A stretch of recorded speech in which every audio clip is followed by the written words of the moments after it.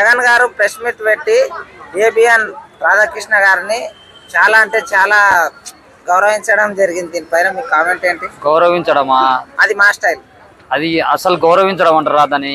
నిజంగా జగన్మోహన్ రెడ్డి గారు ఒక సైగ చేసి నింటే ఈ పాటికి పగలగొట్టి పడేసేవాళ్ళు.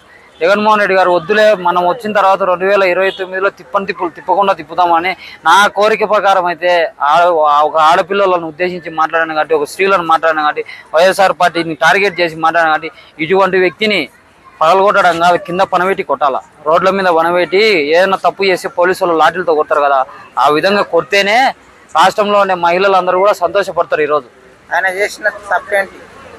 ఏం తప్ప? ఆయన చేసిన తప్ప ఏం చేసినో తెలియదా?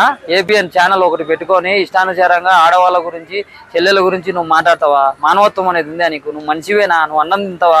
అన్నం తినేవానివే. అన్నం తినేవాడైతే ఎవడు మాట్లాడాడు ఆ విధంగా నువ్వు ఒక ఛానల్ ఉందని చెప్పి ఇష్టానుసారంగా చంద్రబాబు నాయుడు దగ్గర మెప్పు పొందాలని చెప్పి, నువ్వు అధికారం ఉందని చెప్పి నువ్వు ఇష్టానుసారంగా నువ్వు మాట్లాడితే నీ ఛానల్ అనేది కూడా కనపరాకుండా పోతుంది. ఇదే ఇప్పుడు వాళ్ళు జగన్మోహన్ రెడ్డి గారు ఒక సైగ చేస్తే ఆ ఏపీ నుంచి రావాల్సిన అవసరం లేదు. తెలంగాణలో ఉండే జగన్ అభిమానులే చూసుకుంటారు. ఏపీ వరకు రావాల్సిన, ఏపీ వాళ్ళు రావాల్సి కొట్లాడాల్సిన అవసరం లేదు. జగనన్న ఒక సైగ చేస్తే జగనన్నను ప్రేమించే వాళ్ళు తెలంగాణలో ఎంతో మంది ఉన్నారు.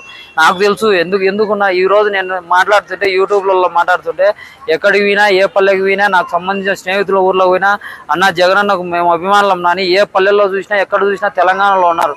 మా జగనన్నకి ఏందబ్బా ఇంత ప్రేమ ఉంది అనుకున్నా. ఇటువంటి ప్రేమ ఉంది కాబట్టి జగన్మోహన్ రెడ్డి గారు ఒక సైగ చేస్తే తెలంగాణలో ఉన్నారు. ఏబీ అనే కాదు, ఆ ఛానల్ అనేది కనపడకుండా చేస్తారు.